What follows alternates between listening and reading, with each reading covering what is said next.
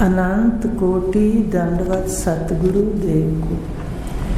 कल अपना ब्रह्म प्रकाश का विषय चल रहा था कि सतगुरु की कृपा से जो ये जीव है पराधीन कहता है खुद को, इसके बंधन काटे जाते हैं, सतगुरु की कृपा से कटते हैं। बाकी कोई रास्ता नहीं है, कोई बंधनों को नहीं काट सकता। 84 के बंधन काटते हैं।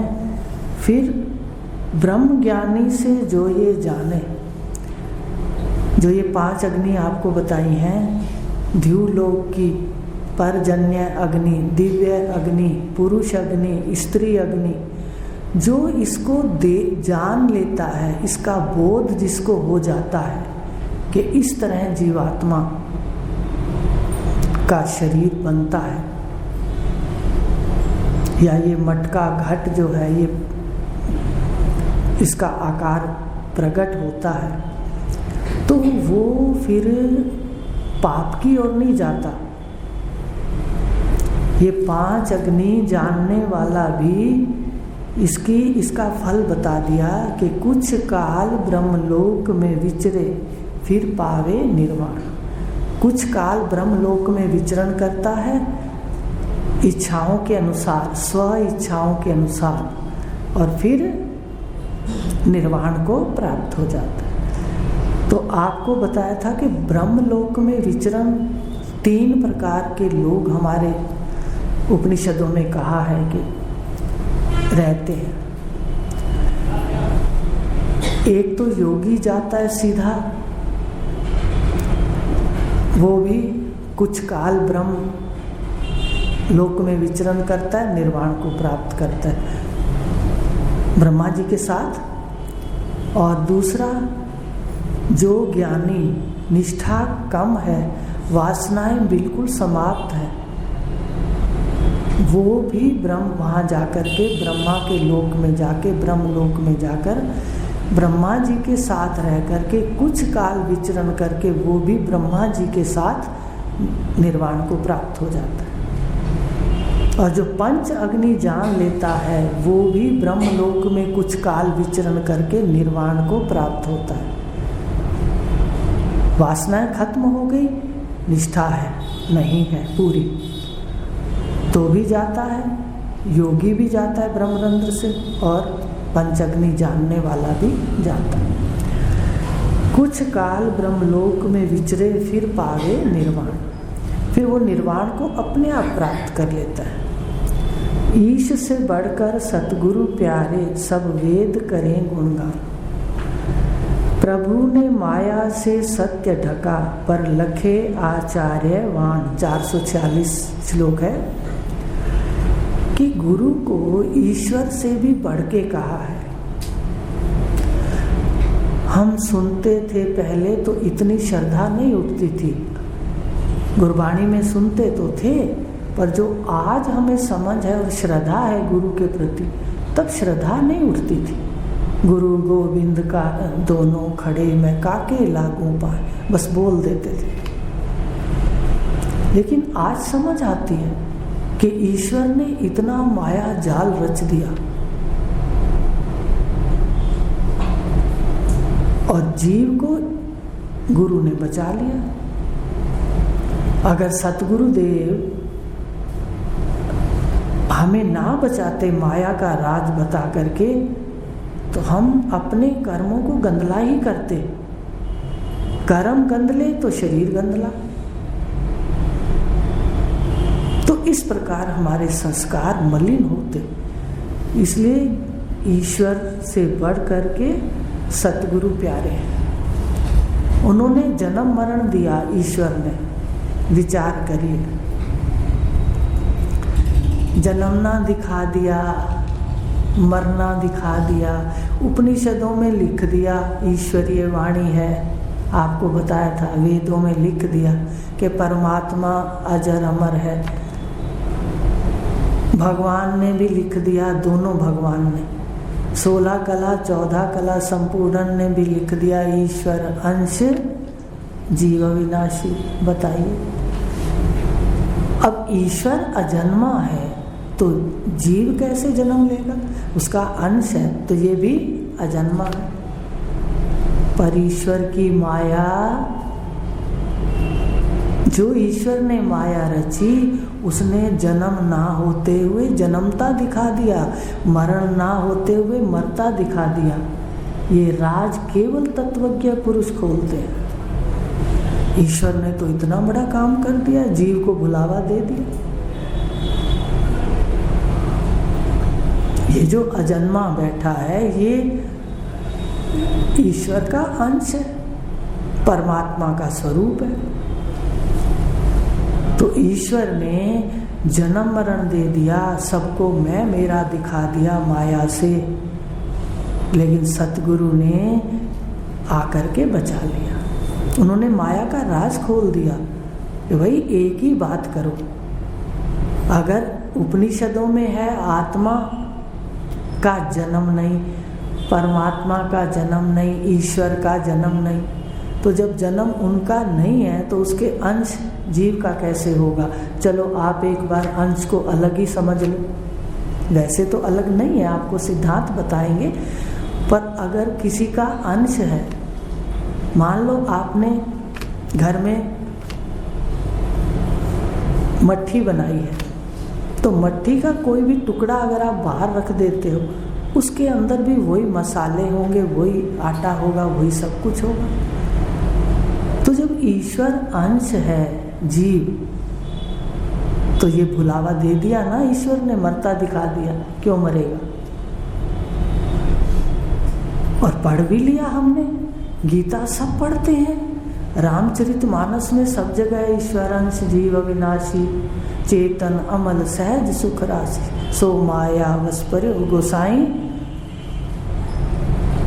आगे है बंध्यो कीर मरकट की न्याय, ऐसा है। देखिए सब पाठ करते, लेकिन ये माया का काम है, ईश्वर का काम है। छुपा दिया, दिखाया किसने? सतगुरु ने दिखा दिया कि तू मरता है ही नहीं, तू सदा अमर है। तो इस प्रकार इससे बढ़कर सतगुरु प्यारे कर्मों की भी बताएंगे आगे। तो ईश्वर से बढ़कर सतगुरु प्यारे हैं, ये सारे वेद गुणगान कर रहे हैं।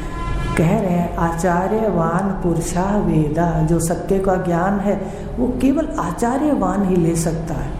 कठ में भी कहा कि गुरु वाला ही ये बात का रहस्य समझ सकता है। ये तो सच्ची बात है, आप बता दो। जितना जितना रहस्य आपको दिखाते जाते हैं गुरु की कृपा से, उतना ही तो आप देख पाते हो, उससे आगे देखना बहुत मुश्किल है।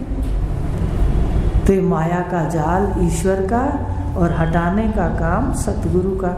ये वेद कह रहे हैं कि गुरुदेव महान है। प्रभु ने माया से सत्य ढक दिया सत्य को।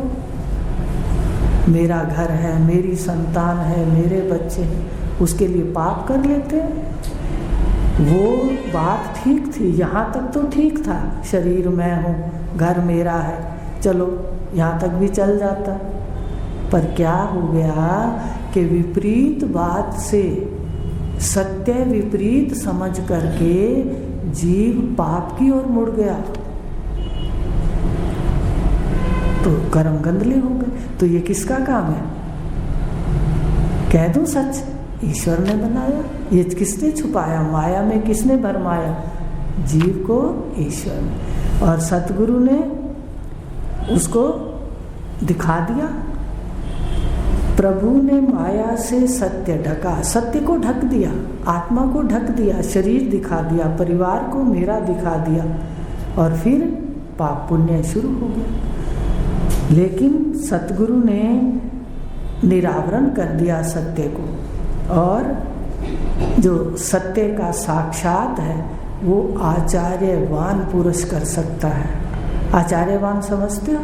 जिसका गुरु है, जिसका गुरु है वो सत्य को देख सकता है, अन्यथा ईश्वर सत्य देखने नहीं देता। ईश्वर ने सब कार्य माया से ढका हुआ है, सब सारा ही उल्टा है।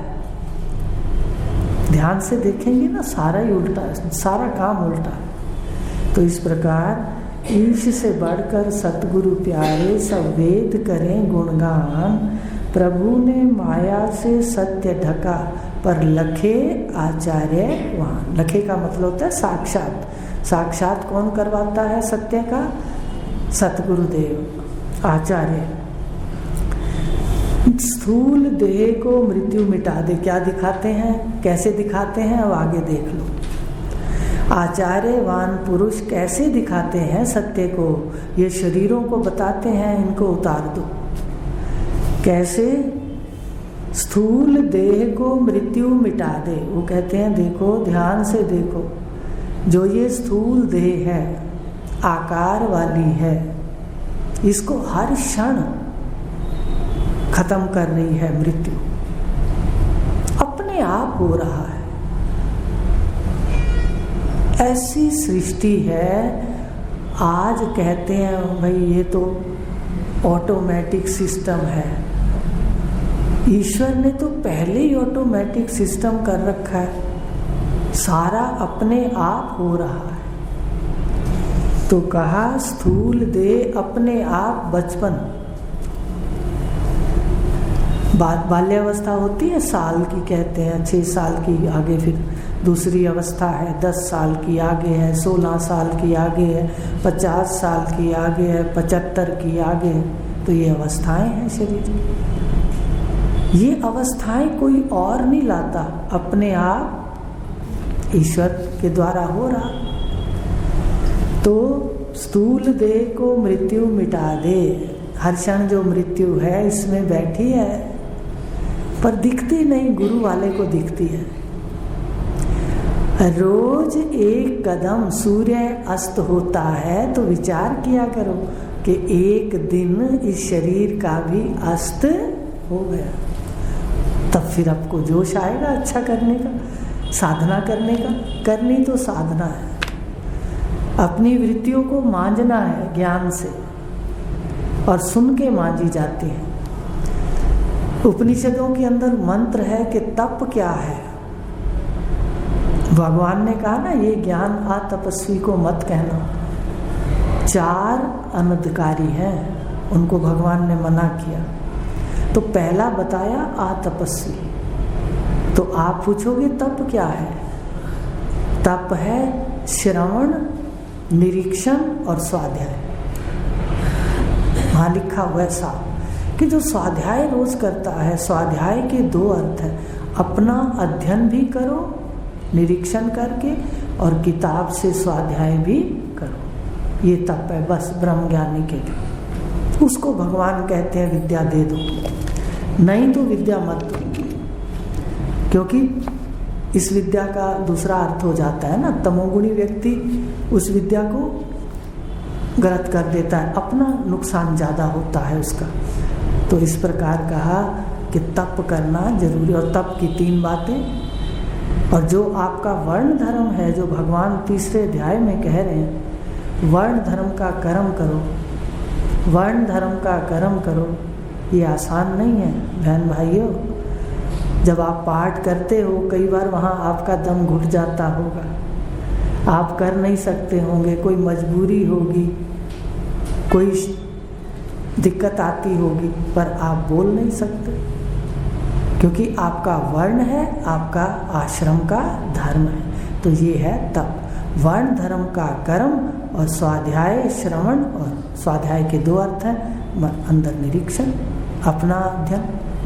तो इस प्रकार ये आज अपन ने लिया, कल लेंगे आगे कि